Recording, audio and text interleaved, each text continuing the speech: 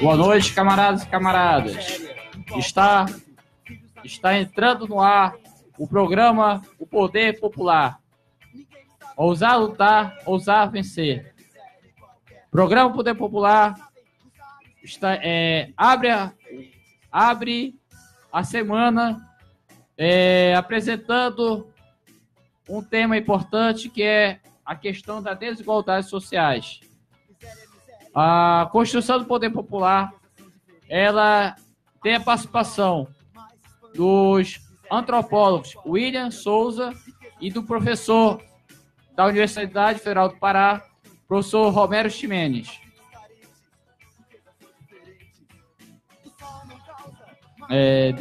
Dê seu alô aí, por favor, companheiros. Boa noite, público da Rádio Idade Mídia. Boa noite a todos. Vamos enfrentar esse tema tão árido, mas tão necessário para a realidade brasileira. É isso aí, camaradas e camaradas. É importante lembrar sempre que o poder popular é o que constrói e o que avança. Estaremos de volta para dar prosseguimento aos nossos trabalhos. Obrigado.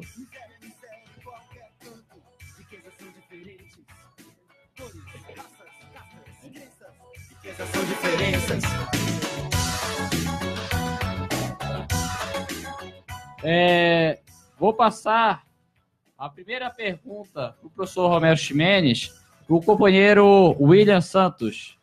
William, passa, por favor. Bom, professor Romero,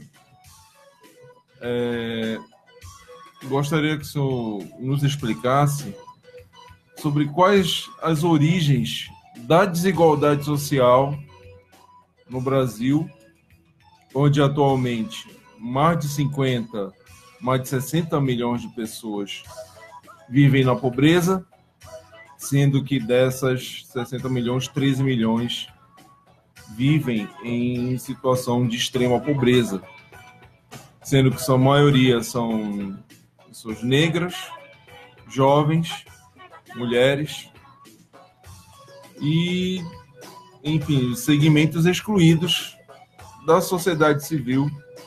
Aí gostaria que o senhor fizesse as suas ponderações sobre o que gera e aprofunda essa desigualdade social em nosso país. Bom, essencialmente a desigualdade deriva, no presente, da sociedade de classe, da sociedade organizada pelo mercado, com base no lucro, na propriedade privada dos meios de produção. Portanto, essa opção por uma sociedade de mercado é a opção por uma sociedade estratificada, diferente, desigual. Ela sequer estruturalmente fraturada. Por isso que a sociedade ela é dividida estruturalmente. Ela tem uma fratura incorrigível, que é a diferença de classe. Alguns são proprietários dos instrumentos de produção e os outros são não proprietários. São vendedores de força de trabalho. Então, isso aí é a fratura crônica que divide a sociedade, que opõe as pessoas. Agora, o Brasil tem uma especificidade. O capitalismo aqui é mais perverso do que em outras regiões do mundo, porque ele entra no Brasil na forma escravista. Enquanto a Inglaterra, a França, a Europa estava na Revolução Industrial, onde o trabalho assalariado era a regra, era a forma de relações sociais de produção estabelecida, o Brasil estava utilizando o trabalho escravo. Ou seja, índios e negros eram considerados não humanos, não seres humanos, animais de carga, animais de tração e reduzidos à escravidão, que eles não eram sequer consumidor. Depois, para o capitalismo chegar com mais aprofundamento, foi preciso acabar a escravidão para criar um trabalhador consumidor. Do contrário, você não poderia ter nem o capitalismo que vinha já, pelo menos, desde 1500, 1450. Então, a permanência das relações, baseada numa concepção escravista, é a inércia da sociedade brasileira. quando alguém diz o trabalhador não pode fazer greve, o trabalhador não pode negociar na database, não pode fazer sua pressão, não pode aumentar o preço da sua mercadoria única, que é o trabalho, a pessoa está negando ao trabalhador as regras do mercado. E essas regras do mercado foram criadas pelo capitalismo, são criação essencialmente capitalista. Tudo tem preço, inclusive o trabalho humano. Então, quando um assalariado faz uma greve ou endurece o jogo na database do contrato de trabalho, ele está negociando o fornecimento de uma mercadoria chamada trabalho. Então, o que ele tem para vender. Assim como o supermercadista ou qualquer outro comerciante negocia com seus fornecedores a farinha, ou a carne, a fruta ou qualquer outro insumo. Então, é a regra de mercado que é negada ao trabalhador. Ele não pode querer vender seu produto por um mais preço, por um preço maior. Não é? O capitalista quer a maior quantidade possível de trabalho em troco da quantidade menor de salário, enquanto o trabalhador luta para ter uma quantidade maior de salário em troco de uma quantidade menor de trabalho. Essa é a tensão que se dá no chamado mercado de trabalho.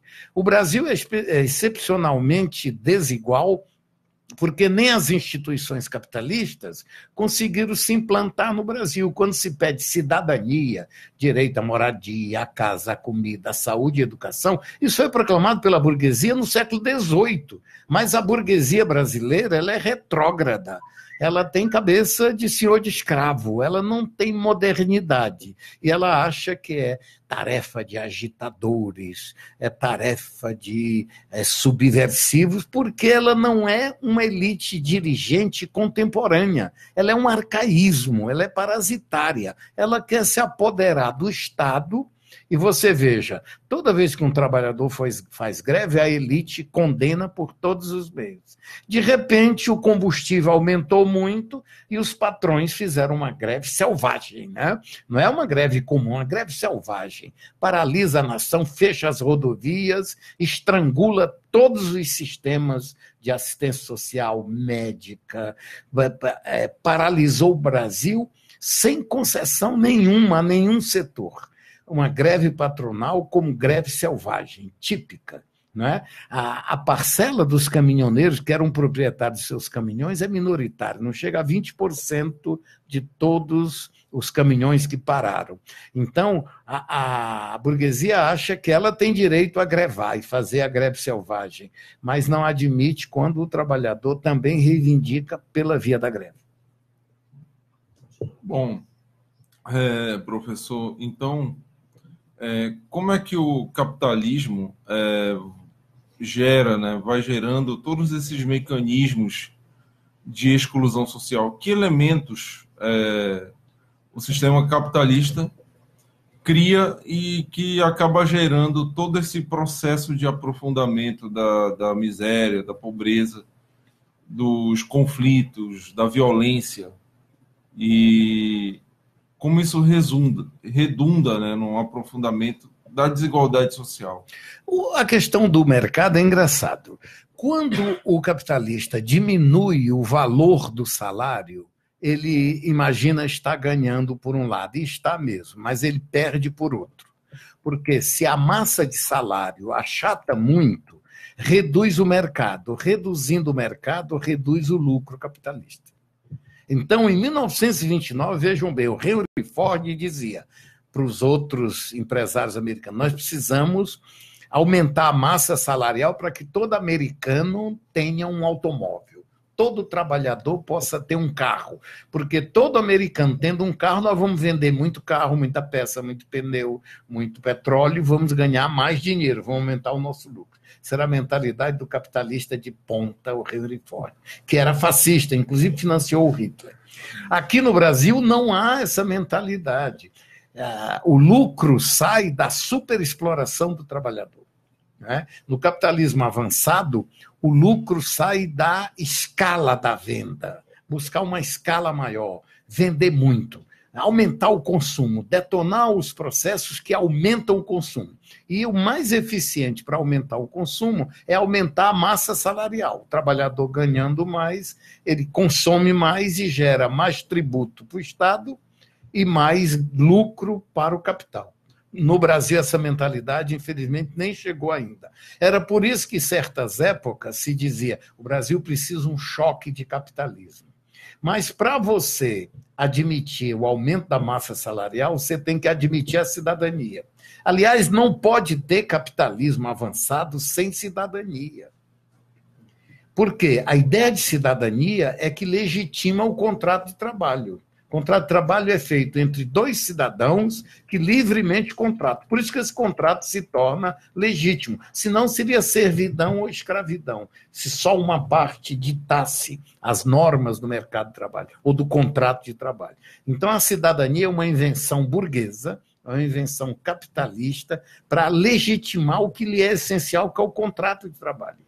O contrato de trabalho formalmente é celebrado entre dois cidadãos que livre e voluntariamente contratam.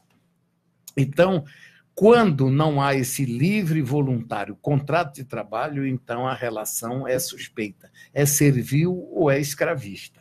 Mas aqui é uma dificuldade para se admitir isso, a igualdade perante a lei. Porque igualdade existem igualdade de diversas naturezas. O que a burguesia já proclamou no século XVIII é a igualdade perante a lei, que não representa igualdade real no plano socioeconômico. É uma igualdade formal. Você vota, eu voto, você como operário vota, eu como grande capitalista também voto. É uma igualdade formal que não atinge padrão de consumo, padrão de renda, acesso aos benefícios da renda. Certo? Bom. Sim. Idade Mídia. Comunicação para a cidadania. Idade Mídia. Comunicação para a cidadania. De voz, Idade Mídia sempre é nós. O Band tá em casa, fruto animal feroz. Verdadeira democracia, tendo como instrumento. Idade Mídia.org, educação, conhecimento. O Band, Idade Mídia, o Band. Vamos junto, família. Pulsa, diaba. Idade Mídia. Comunicação para a cidadania. Idade Mídia. Comunicação para a cidadania. Voz, Idade Mídia sempre é nós. O Band tá em casa, fruto animal feroz. Verdadeira democracia, tendo como instrumento. Idade Mídia.org, educação, conhecimento. O Band, Idade Mídia, o Band. Vamos junto, família. Pulsa, diaba. Idade Mídia. Comunicação para a cidadania.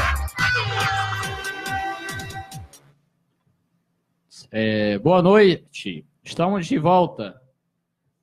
O Poder Popular está retornando ao tema desigualdade social.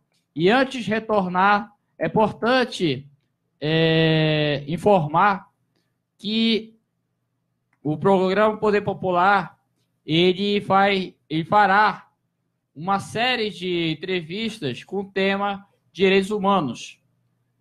Na segunda-feira passada, tivemos o tema defendido pelo William Santos, que é o colaborador daqui do Poder Popular, que é a contribuição do marxismo para os direitos humanos.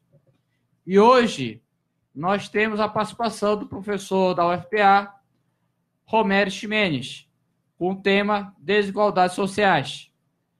E as próximas programações, as próximas entrevistas, será a série Direitos Humanos. Nas próximas segundas-feiras do mês de junho. No mês de julho, haverá também entrevistas enfatizando a questão dos direitos humanos, a educação para os direitos humanos. E o mês de agosto, a gente também terá a participação de outros entrevistados, inclusive nós vamos ainda consultar a membro do Conselho Regional de Psicologia, a doutora Eunice Guedes, até porque dia 27 de agosto é dia do psicólogo. E vou passar a palavra para o companheiro William. Bom, mais uma vez, obrigado a todos da rádio, obrigado aos ouvintes, obrigado ao companheiro Augusto, ao companheiro Madison e também ao professor Romero, né, que se dispôs a estar aqui. E a outra pergunta, né, com base, né, em todas as suas explanações sobre como o capitalismo gera e aprofunda a desigualdade social, me lembrei de um pensamento do José Paulo Neto, né, em que ele considera assim, eu vou fazer em forma de pergunta, né? É possível, então, dizer, professor, que a propriedade privada ela pode ser vista como um elemento que entrava a garantia dos direitos sociais? No Brasil, sim. Se você pegar mesmo pessoas ligadas à social-democracia e até ao PSDB, eles dizem isso, que o direito de propriedade no Brasil, no meio urbano, ele é colocado em xeque pelo não cumprimento, o direito de propriedade é colocado em xeque pelo não cumprimento do direito à moradia. O que acontece? Você tem 25 milhões de pessoas ocupando terras ilegais e decorrente de invasões, sobretudo no meio urbano.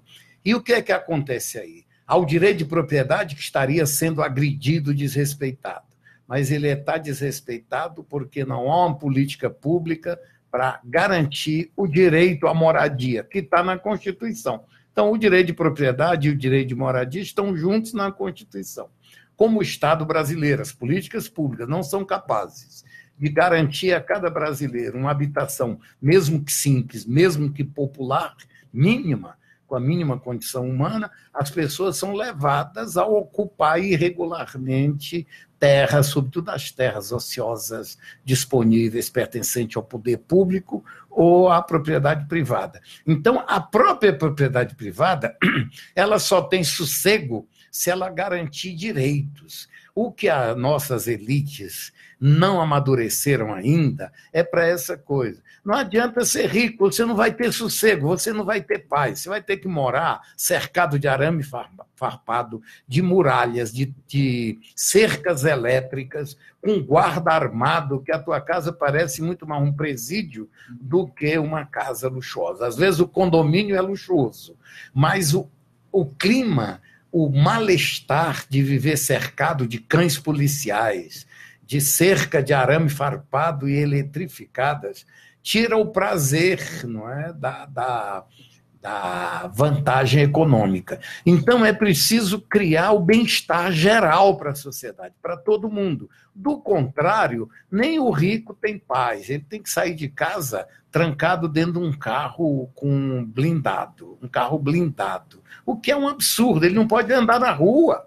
Então, é como se estivesse preso, né, igual os condenados dos presídios do Estado. Então, é preciso sanear a sociedade pela distribuição de renda, geração de emprego e renda, de oportunidades para todos. Não é? E hoje é o seguinte, para ter oportunidade no mercado de trabalho, tem que ter oportunidade educacional, que o mercado é cada vez mais exigente, muito exigente. Brevemente, a exigência de diploma de curso superior vai chegar na fábrica, no torneiro e tal, porque o avanço da tecnologia é tão grande que é preciso cada vez mais você ter um trabalhador com alta competência tecnológica, com alta competência de discernir, de decidir no ambiente de trabalho. Então, o problema do Brasil é esse atraso. O Brasil aspira ter um padrão de consumo igual das sociedades capitalistas avançadas e tem relações sociais e condições tecnológicas do século XIX. Então, nós precisamos tirar esse atraso. E a elite só sabe explorar, ela não sabe dirigir, ela não tem capacidade para ser dirigente. Então, aqui na Amazônia, a elite, se fosse uma elite capaz, ela estaria defendendo o meio ambiente, defendendo as oportunidades da Amazônia, dirigindo a luta em defesa da Amazônia. O que é que ela faz? Ela se coloca na perspectiva dos predadores, do que querem queimar a floresta, dos que querem superexplorar, que querem expulsar o índio da sua terra, expulsar a população cabocla, o que é um absurdo, porque essas populações têm saberes preciosos, formas de adaptação ambiental preciosíssimas, que a humanidade poderia apreciar e se beneficiar dela. Inclusive, vender esses saberes medicinais, tecnológicos, adaptativos da Amazônia. Mas o que faz a nossa elite incapaz, incompetente para perceber que o nosso trunfo é a natureza e a cultura tradicional, ele começa a se alinhar junto com os predadores, com aqueles que estão queimando a Amazônia. Veja o caso da Hidro, agora é isso. O pensamento conservador, justificando a poluição dos rios que cercam Belém, que está aqui na ilharga, não é? Como se diz no Marajó, da capital. Então o indivíduo polui cinicamente e a elite ainda o aplaude, ainda dá razão, o que é um absurdo, porque não precisa poluir, existe tecnologia que a mineradora pode se instalar e não causar dano à natureza. Ele causa dano para reduzir custos e a elite ainda aplaude esse caráter predatório. Com licença? Oi, som? Leia aqui essa pergunta. Karl Marx. Agora pode se instalar e não causar dano à natureza. Ele causa dano. Aqui, Karl Marx Carvalho. Bom, aqui temos a pergunta de um internauta, né? Karl Marx Carvalho. Especial, Karl Marx. O nome já é especial, né? Sim. Aí ele diz assim, primeiro diz, boa noite a todos, parabéns pelo programa, ele mandou parabéns ao professor Romero Mendes. Ele fala assim, né? Podemos afirmar que o consumo é moldado pelas condições de existência, estilos de vida, que vão moldar a preferência do indivíduo, algo explorado pela elite e a burguesia. Sim. O consumo é a essência do capitalismo, né? Produção, distribuição e consumo. Se você não tiver consumo, paralisa o sistema produtivo. É aquela velho jargão, já que o nome dele é Karl Marx, eu vou responder como se fosse o Marx, né? Produção e consumo, a produção induz ao consumo, o consumo induz à produção. Produção é ao mesmo tempo consumo, consumir é ao mesmo tempo produzir. Então, se não houver consumo, entra em colapso, a economia entra em colapso. Se reduzir a massa de salário, o sistema entra em colapso, porque o mercado retrai. Retraindo o mercado, retrai a produção, porque produção é ao mesmo tempo consumo. Só se produz o que vai ser consumido. Se não houver consumo, a produção daquele determinado produto vai desaparecer, né? Vai desaparecer assim. Sabe como acabaria com o traficante? Se ninguém quisesse mais comprar droga, de repente, por algum motivo, o traficante desapareceria do mundo. Ele seria eliminado do mercado. Entendeu?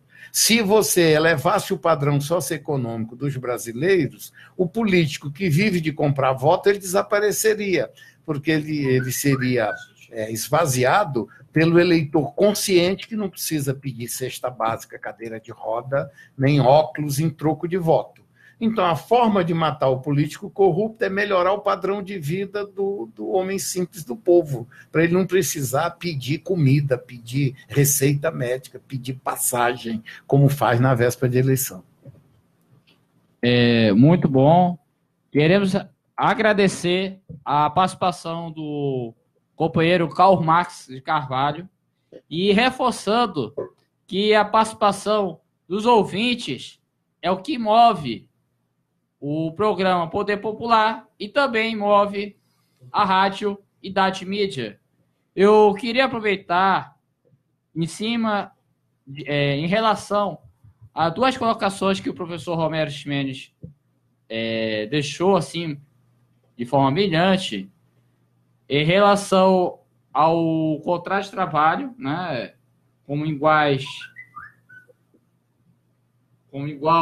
pé de igualdade, que me lembrou agora essa reforma da reforma trabalhista, que a Fiesp e algumas entidades da elite brasileira dizia que trazia mais benefício, com aumento de emprego e outras coisas. Mas a gente viu ao longo do tempo que isso não transformou em mais empregos. E sim, observamos que tem 27 milhões de brasileiros que estão na condição de desempregados ou subempregados. Em cima desse tema, como professor, poderia... Qual seria essa observação em cima dessa conjuntura? O atraso da elite. A elite é retrógrada no Brasil. Ela não consegue nem ser capitalista. Nós não estamos discutindo aqui as possibilidades do socialismo, mas sim como é que uma elite tacanha ela não consegue viver plenamente nem o regime que defende, ou que supostamente opera e vive dele. Ela é tão retrógrada que ela mesma é pré-capitalista. Ela não se integra como uma elite capitalista no mercado. Né? Porque ela não rege as relações de trabalho pela lógica capitalista, e sim pré-capitalista. A imagem que o empregador médio brasileiro tem do trabalhador é uma visão escravocrata. Né? Por isso que eles são contra a Bolsa Família, porque eles acham que o cara aí vai recusar certas formas de trabalho. Ele recusa porque ele tem opção. Então ele quer assim, o trabalhador deve estar faminto ou à beira da fome para aceitar qualquer salário, qualquer tipo de imposição nas relações trabalhistas. Isso eu digo, não é capitalista. Né? Para o capitalismo avançado isso não interessa. O lucro, o ganho é otimizado pelo desenvolvimento tecnológico, pelo aumento da produtividade do trabalhador, pela adesão do trabalhador ao interesse da empresa. Isso é o capitalismo avançado. Nós somos uma coisa esdrúxula, que só tem do capitalismo a banda perversa, mais perversa. É o capitalismo saci pererê. Só tem uma perna, mas ele anda sem ideologia. Não se consegue pensar o capitalismo assim. Por isso que esses que dizem que vão criar partidos liberais não vão criar partidos liberais, porque eles não são capazes de reconhecer direitos humanos, cidadania, reforma agrária. Tudo isso são instituições burguesas. Reforma agrária gera uma classe de pequenos proprietários capitalistas rurais. Reforma agrária foi feita nos Estados Unidos, na Alemanha, no Japão, na França, em todo lugar. Todo lugar que o capitalismo deu certo teve a reforma agrária. Então, a reforma agrária não é uma medida socialista. Ela é uma medida que amplia o acesso à propriedade privada da terra, visando baratear o custo dos alimentos, visando criar uma classe média rural, que na maioria dos países é o setor mais conservador do país, tipo nos Estados Unidos. Né? Essa pequeno proprietário rural é extremamente conservador do ponto de vista político e existencial. No Brasil, há uma visão medieval da propriedade da terra. Parece que só uma elite bem nascida pode ter terra. Embora tenha muita terra no Brasil, ela é monopolizada e parece uma coisa indevida. Dá a um caboclo da Amazônia 30 ou 50 hectares, que em termos de Amazônia é um quintal. Mas uma família camponesa com 50 hectares, ela se reproduz de forma adequada e vai ter um padrão de vida razoável se tiver assistência técnica. Então, esse atraso dentro do próprio capitalismo, quer dizer, um capitalismo periférico, predador, antinacional e que vive parasitariamente. É o governo que está pagando o transporte do agronegócio depois desta greve. O Estado brasileiro está pagando, eles que são contra o subsídio, contra a intervenção do Estado na economia, só quando não é o interesse. Na hora que é o interesse, está aí. O governo brasileiro está pagando 40 centavos e alguns trocados por cada litro de diesel que o agronegócio, que a indústria, que a navegação ou qualquer setor empresarial do Brasil utiliza. Ou seja, o consumidor brasileiro está pagando. Porque eles fizeram uma política de mercado absurda, que era um aumento quase diário do preço do petróleo. Então, essa virtude não teve a concordância da elite. Eles não aceitam a regra do mercado. Porque a verdade é essa, não aceitam a regra do mercado.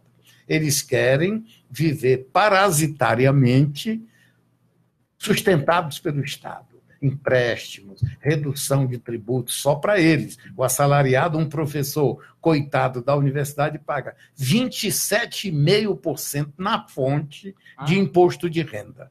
O Bradesco paga muito menos, o Banco Itaú paga muito menos do que isso. O professor paga na fonte, desconta, não tem conversa, já recebe abatido 27,5%, tá certo? É assim que funciona. Então, o caráter de classe do sistema tributário começa a desvantagem de classe na hora que te paga o salário. A empresa é muito menos cobrada no imposto de renda da empresa do que o assalariado. Quem ganha menos paga mais. O Brasil inverte a lógica. É a figura do imposto regressivo, né? Sim, sim. Que é justamente... Quanto menos ganha, mais paga. Isso. E o curioso que há pessoas que têm jet ski, têm jatinho, e é isento de pagar o PVA.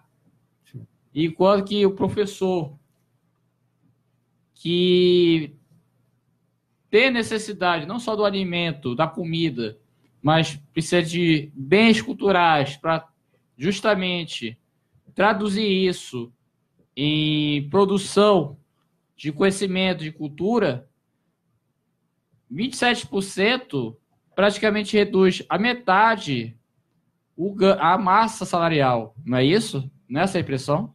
Pois é. O problema é esse, a desvantagem de classe começa nas regras do imposto. O Estado isenta o capital e tributa pesadamente os salários. Isso aí é a vantagem de classe. Por exemplo, essa eleição vai ter uma confusão muito grande, porque a doação legal pelas empresas não é mais possível, porque o Supremo proibiu. O que é que vai acontecer aí? Vai haver um repasse clandestino de dinheiro e de serviços e bens para os candidatos dos partidos conservadores, porque senão eles desabam e não se sustentam. A vantagem de classe estava exatamente no candidato do Partido Conservador entrar na eleição com carradas de dinheiro. E enquanto que o candidato comunitário, o candidato dos partidos populares, fazia uma rifa de um frango assado na periferia, não é? Fazia uma rifa entre os amigos, rifa de R$1 cada ponto, para arrecadar dinheiro, porque os seus iguais não tinham dinheiro nenhum. Enquanto isso, os candidatos tradicionais, conservadores, eram financiados pela Volkswagen, pela Fiat, pela Chevrolet, pela Ford, numa desvantagem enorme. Eu quero ver como vai ser a manobra, e vai haver manobras de repasse de dinheiro para os candidatos dos partidos conservadores clandestinamente, porque legalmente não poderá a partir desta eleição. Então, isto faz desaparecer a vantagem de classe. A vantagem de classe na hora da eleição. Você enfrentar numa sociedade de pobres, pessoas com as mãos cheias de dinheiro, e o outro que está disputando com ele não tem nada, tem dificuldade até de se deslocar. E aí é que está a vantagem de classe no sistema eleitoral, que o torna desigual, uma disputa desigual. William, sua contribuição. Oi? Vamos para o intervalo? Sim. Muito bem. O assunto está muito interessante e ele pretende se esquentar mais ainda. Estamos indo para o intervalo e estaremos retornando já, em alguns segundos. Aos poucos a gente vai fazendo um programa de rádio. Cidade Mídia, comunicação para a cidadania. Idade Mídia, comunicação para a cidadania. Idade Mídia, comunicação e cidadania. Quem tá ligado todo dia a dia. Voz da periferia, é nós mesmo que tá no ar. É no ar que é de lei, chegamos pra dominar.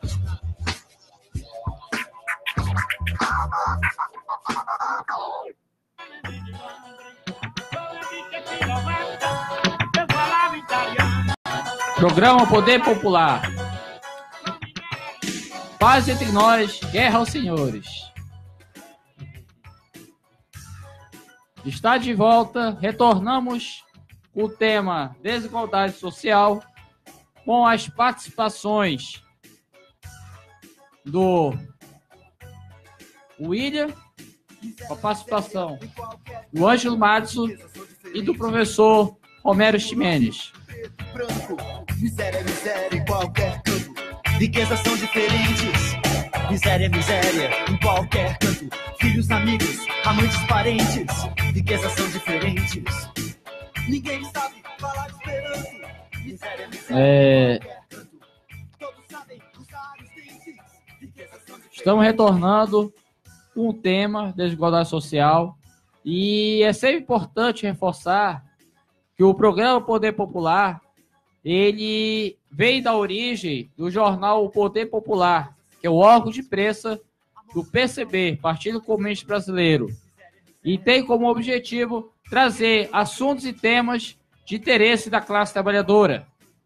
Afinal, a elite da mídia brasileira, enquanto está preocupado com a Copa do Mundo, nós estamos discutindo caminhos e opções para essa sociedade que traduz a barbárie.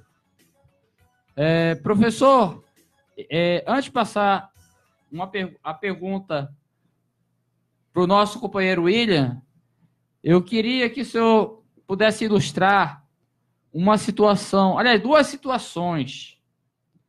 Aqui no Pará a gente observa uma verdadeira luta de Davi e Golias entre a Tainá Marajoara, que luta para preservar a cultura culinária, diante desse marketing que a Rede Globo, a Liberal, juntamente com o Alex Atala, promove aqui. E uma outra para ilustrar. Recentemente, aliás, há muitos anos, tive conhecimento de que o Lago do Arari ele tinha sido cercado pelos plantadores de arroz, negando a água e o sustento dessa água para os ribeirinhos. Diante desses dois focos,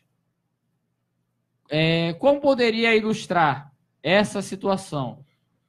A questão do consumo que o nosso ouvinte tinha abordado é assim, o consumo para o capitalismo é essencial.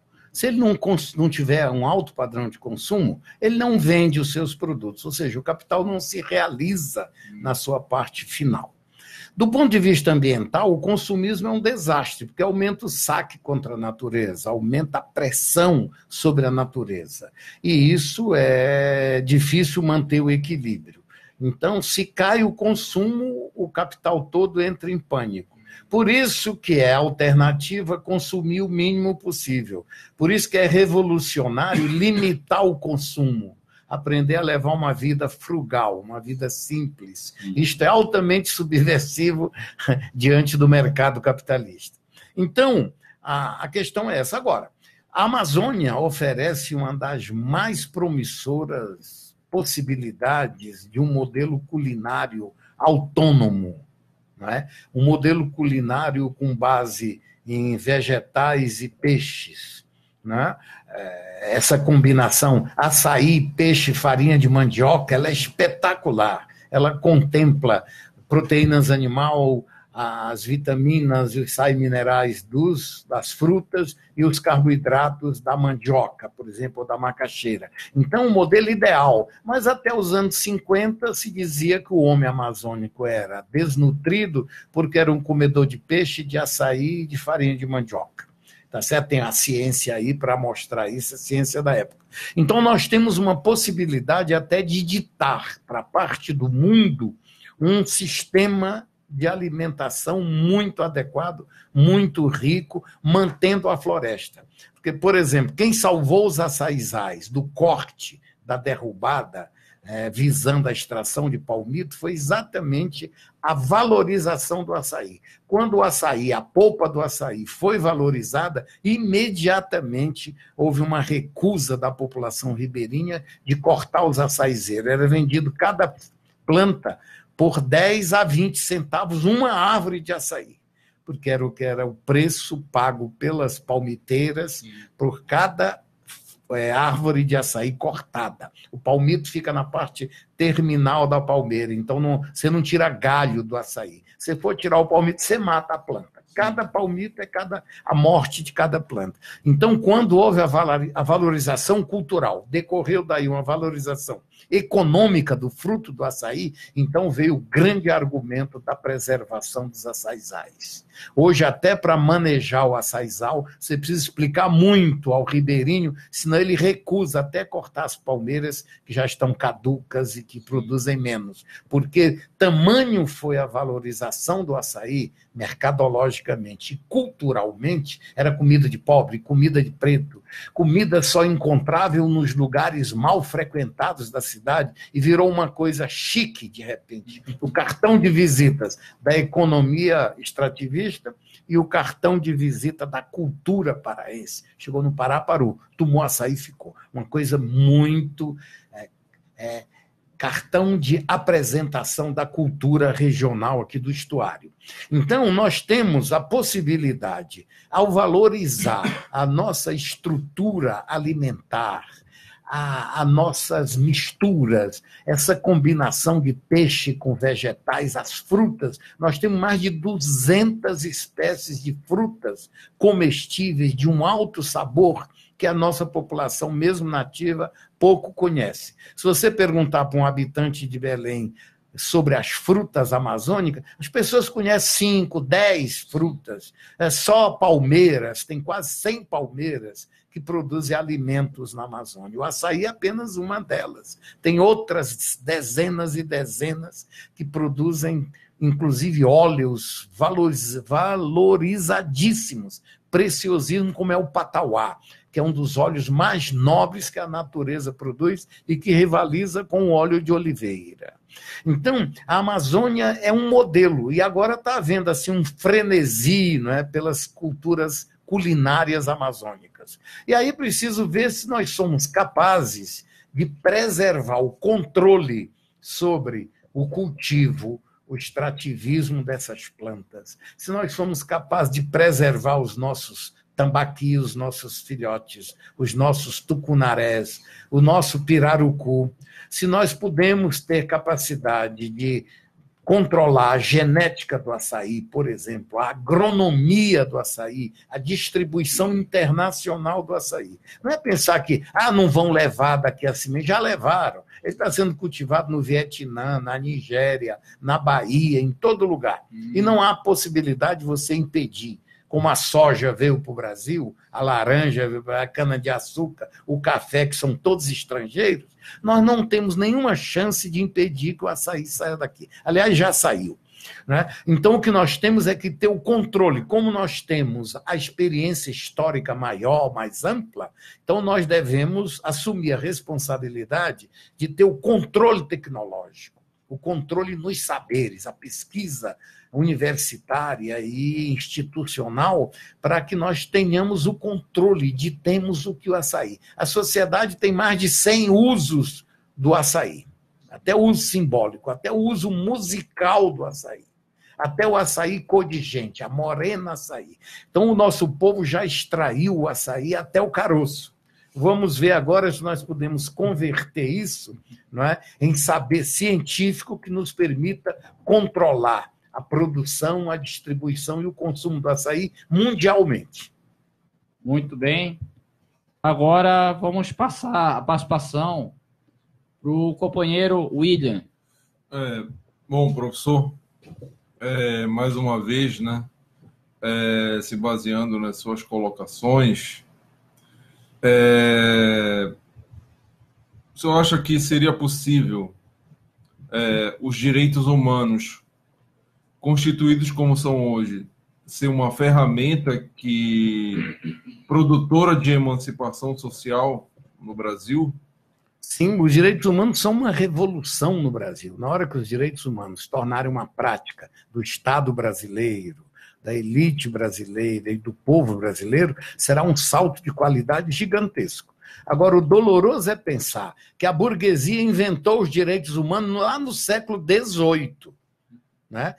Os direitos humanos não foram uma invenção dos socialistas, foi uma invenção da burguesia. Mas a burguesia brasileira não aceita os direitos humanos, detesta, faz campanha contra os direitos humanos. Ou seja, a burguesia acha que o povo não é titular de direitos, que o povo não tem direito, não pode ter direitos.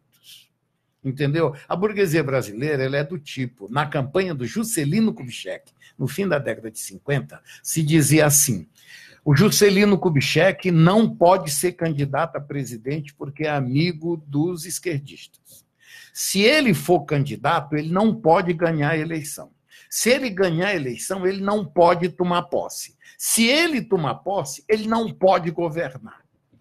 Essa coisa se repete 60 anos quase depois, com o Luiz Inácio Lula da Silva. O Lula não pode ser candidato, porque se for candidato, ganha a eleição. Então ele não pode voltar para o poder. Ele não pode ser o presidente, embora a vontade popular se repita todo mês quando a elite burguesa faz a pesquisa. Está lá o Lula na cabeça, hora ganhando até no primeiro turno. Então, a elite é assim. O povo não pode ser ator na cena do poder.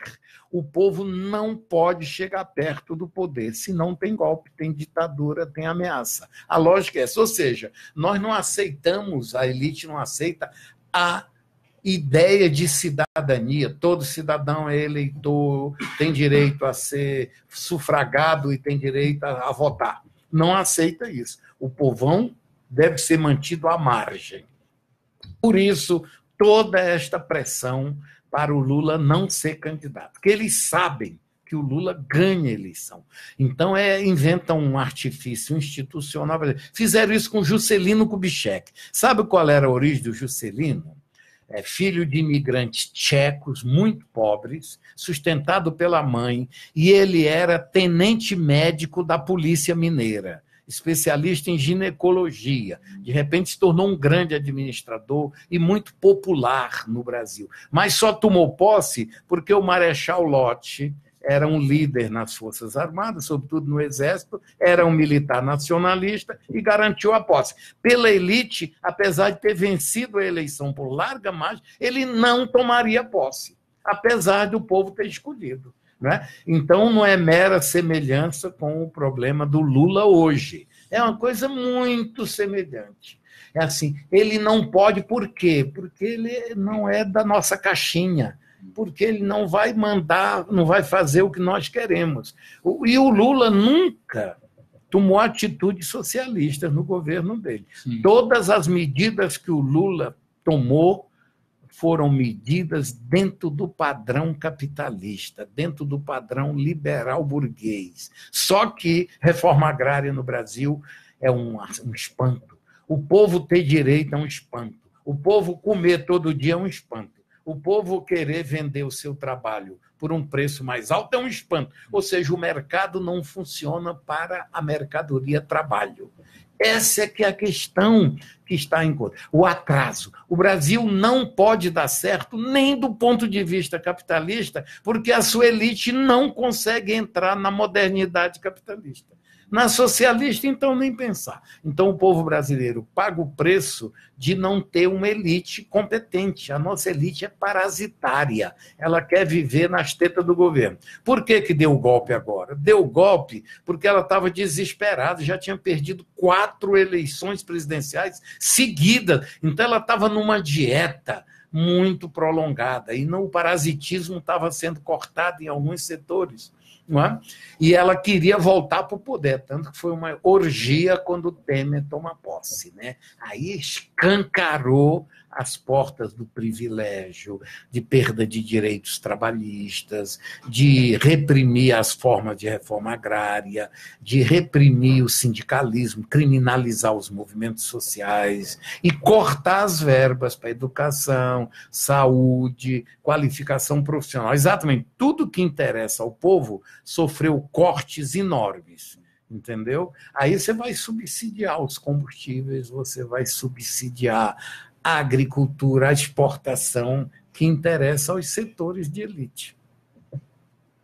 Olha aí. Fique à vontade.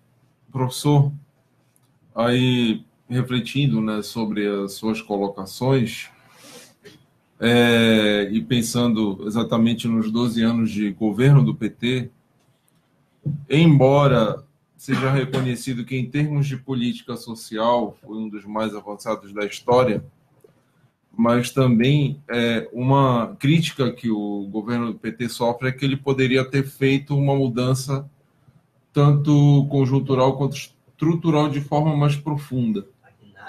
E como é que o senhor vê essa crítica? Eu vejo o seguinte... Só se faz o omelete quebrando os ovos. Eu acho que o Lula tinha 2 opções. Ou dava um golpe e virava um ditador de esquerda, ou cumpria a Constituição e se mantinha nos limites da Constituição brasileira. Ele tinha minoria no Congresso, então qualquer lei mais avançada não passa no Congresso, porque ele governou com minoria parlamentar. Para que foi se aliar com o MDB, com não sei o quê? Então, se aliava ou caía, ou o impeachment vinha logo no primeiro governo.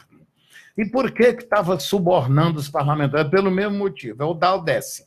Em política, não é o certo, o bem, nem a moral que mantém, é força bruta. O velho Mao Tse Tung dizia que todo o poder emanava do cano de uma metralhadora. Ou seja, saiba aí, isso era uma metáfora. Ele não queria que a metralhadora mandasse. Era uma metáfora para dizer, olha, ou tem força ou é pisoteado. Só passa por cima, só faz mudança estrutural quem tem força para fazer. Teria que haver uma disposição das massas para a revolução ou para radicalizar as mudanças, do contrário, não fez. Assim, o Lula não fez, só a pergunta já é equivocada. Não é o Lula que faz, quem faz é a história, quem faz é o povo.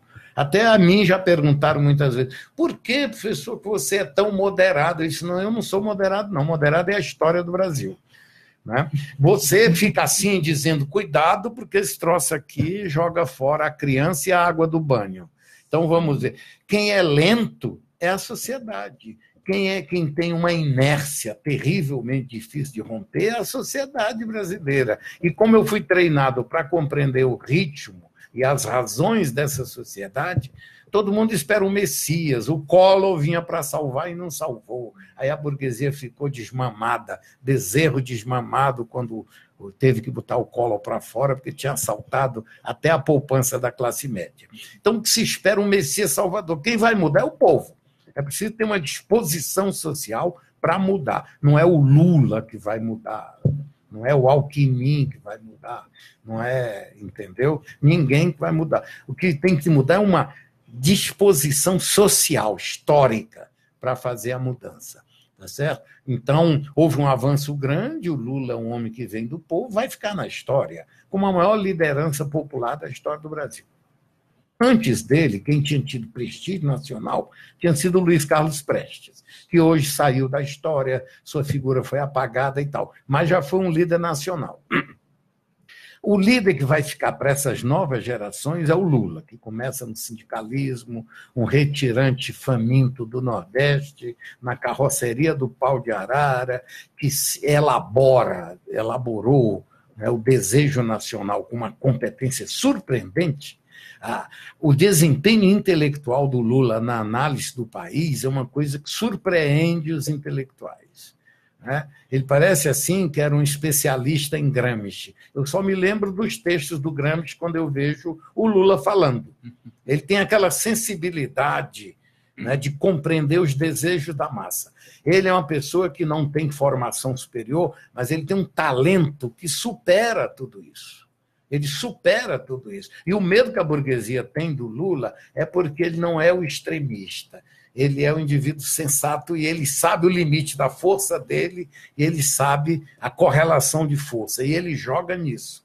Então é por isso que ele é visto como perigoso pelas elites. Por isso que ele está preso. E não é a primeira vez. Prenderam quando era sindicalista. Porque no jogo sindical, ele disse, não vamos negociar na database. E, claro, o nosso instrumento de pressão é entrar em greve na database, colocar o patrão com a costa na parede.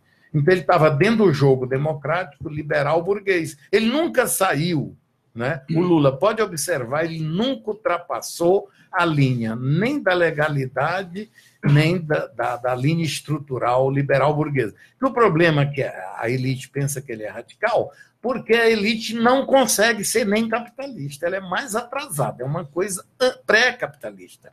Ela não aceita a ideia de cidadania. Já vai para o 3º século que a burguesia inventou a cidadania.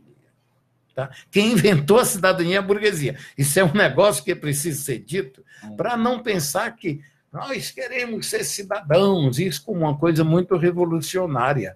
No contexto brasileiro acaba sendo, mas é uma coisa muito velha e feita no arcabouço do pensamento burguês. Não é uma ideia socialista, a ideia de cidadania. A ideia de socialista é uma ideia maior, é de igualdade mesmo, onde as massas conduzem e o próprio Estado perde a função. É uma coisa mais complicada. Agora, assim, por que o Lula não fez? Não é o Lula que tem que fazer. Quem tem que fazer é a sociedade. E ela tem uma inércia muito grande. Né? Ela tem uma inércia muito grande. E ela se comporta perante a história do mesmo jeito que se comporta no carnaval. O carnaval é o vale-tudo, é a festa da inversão da ordem, da desordem, da inversão do mundo. Logo depois do carnaval vem a quaresma, proibido comer carne, rezar muito, confessar os pecados, fazer sacrifício e tal. O Brasil é assim, tem medo da democracia, não é? Então, quando tem um período democrático, logo é seguido por pedido de intervenção militar. É a quaresma da democracia. Depois da liberação, as pessoas querem uma quaresma para repor a ordem. Quem repõe a ordem? Os militares. Então, é assim, a ordem unida. Aqui você não pensa mais, aqui você bate continência, você não luta mais, você não faz nada. É como se a gente estivesse numa quaresma social, histórica. Né? Assim, você não tem direito a nada, você tem direito de ficar com fome em homenagem a Deus, pedir perdão dos seus pecados. É assim que funciona. Né? É a mesma metáfora que você tem nos ritos nacionais, você passa isso para o plano da política. É preciso, por isso que a antropologia é uma ferramenta muito boa, e o estudo da religião.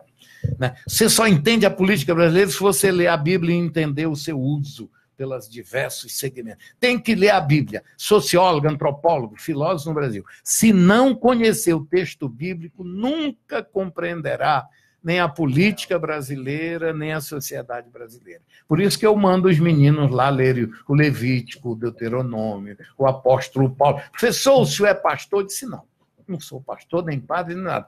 Mas, como a Bíblia é o nosso texto sagrado, se você não conhecer o nosso texto sagrado, você não conhece a sociedade. Nunca. Né? É como o mundo árabe. Se você não lê o Alcorão, você não tem nenhuma chance de compreender o mundo árabe, nem a legislação, nem a política do mundo árabe. Recomendação do professor Romero Ximenes. Ao lado do Capital tem uma Bíblia na mão. Muito obrigado pela atenção, muito obrigado pela participação. E quero quero deixar as considerações finais para o professor Romero Ximenes. Eu agradeço a oportunidade, eu acho interessante que a sociedade, as forças populares, tenham instrumentos alternativos de comunicar o seu pensamento. A grande mídia não dá acesso ao pensamento. Algum dia me perguntam assim, por que você dá tanta entrevista pela televisão? Eu digo, eu mesmo não sei. Não é? Porque a mídia ela é muito fechada, as pessoas que têm pensamentos alternativos geralmente não são chamados para opinar. Às vezes porque as pessoas não querem falar para a mídia. Tem muita gente que, embora seja especialista, tem medo das câmeras. Como eu já trabalhei em televisão, no tempo da Rede Manchete, eu fui treinado para não ter medo nem de microfone, nem de mídia, nem de câmera de televisão. Eu sei usar o tempo da televisão porque eu já fui trabalhador do setor. Então, obrigado pela oportunidade, estamos sempre às ordens do movimento. Bom, também, né, agradecendo a oportunidade, né, de estar como colaborador aqui da rádio, junto com os companheiros Augusto e Ângelo Madison, e também a brilhante participação do professor Romero Ximenes, que nos deu assim uma grande contribuição no sentido de entender como o sistema que a gente vive gera, né, esses mecanismos de desigualdade social e como a gente também pode pensar em processos, né, de construção do acesso à cidadania no nosso país, e que agradeço também aos ouvintes da rádio, né, pela oportunidade, por estarem todos, né, nos ouvindo e nos permitindo a essa reflexão sobre esse tema que é instigante, polêmico e espinhoso, né? Falar de desigualdade social no Brasil e no mundo é uma maneira de, primeiro, refletir sobre as soluções para esse problema, e que eu, como socialista também, o Augusto também socialista, o professor Romero Ximenes também, formação marxista, e que a nossa contribuição e a contribuição dessa rádio seja de levar a cidadania a todos. É isso aí, é isso aí. Agradecemos mais uma vez a participação aqui de nossos colaboradores, assim como também agradecemos a participação de você que está aí em casa, ligado na gente, na sua participação, sua contribuição. Um grande abraço para o Estanilau Ribeiro, professor Estanilau Ribeiro, lá do Arapari, à frente do projeto de Educomunicação, a voz do Arapari. Também mandamos um abraço para Arlete Santos, que está nos assistindo, também para Marcos José, Everton Oliveira, lá no município de Abaetetuba. Um grande abraço e a participação de Karl Marx Carvalho. Silvia Leal também está participando, Washington Pinheiro também está assistindo, nosso grande MC, Mano Euler, lá da cidade de Igarapé-Miri, também está ligado com a gente. Norma Costa, em Abaetetuba, aqui em Belém do Pará, pela ala dos bancários revolucionários, Rafael Cunha, também está presente aqui com a gente, o grande DJ Vitor Pedra de Jah Rastafari. Nos encontramos na sexta-feira no programa Sintonia do Reggae. Um grande abraço também para Sheila Goldin, que está acompanhando aqui pelo live do Facebook, assim como Rodrigo Duarte, Moacir Santos Leônidas, grande baterista, rato aí desde a época da Elis Regina, grande baterista, tocou com grandes artistas do âmbito nacional, morador aqui de Belém do Pará. Um grande abraço também para Maurício Leal Dias, que está nos assistindo, junto com Leonardo Augusto, ele que faz aí à frente do programa A Arte de Ser Criança, com Eliana Barriga, na Rádio Web Idade Mídia, todo sábado, a partir das 10 horas. Além, é claro, de todos vocês, de cada um de vocês que estão aí sintonizados também na nossa frequência. Essa aí que eu falei aqui foi a galera que acompanhou pelo nosso live do Facebook, sendo que a gente sabe que a nossa maior audiência vem pelo site www.idademedia.org. A galera que ficou ouvindo aí pela rádio, a galera mais tradicional aí, cerca de 4.000 ouvintes que estiveram aqui com a gente. É isso aí, um grande abraço para cada um de vocês e eu volto aqui para o encerramento com ele, que é o grande apresentador do programa, Augusto César. É com você. Muito obrigado. Quero agradecer desde já a participação de todos os ouvintes e dizer que a participação de vocês é o que move o programa Poder Popular. Quero também agradecer a participação do William Santos e Oliveira, que brilhantou a programação do programa Poder Popular. Agradecer a participação também do Ângelo Matson e agradecer também a participação e reitero nos próximos convites e as próximas participações o professor Romero Ximenes. E mandar um abraço a todos que fazem o programa o Idade Mídia. Isso aí. Boa noite a todos. Idade Mídia. Comunicação para a cidadania.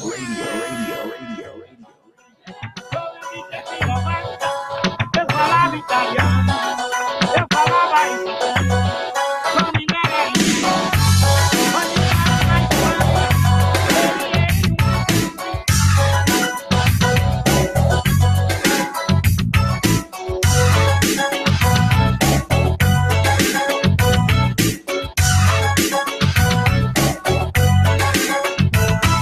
Miséria, miséria, em qualquer canto. Riquezas são diferentes. Índio, mulato, preto, branco. Miséria, miséria, em qualquer canto. Riquezas são diferentes. Miséria, miséria, em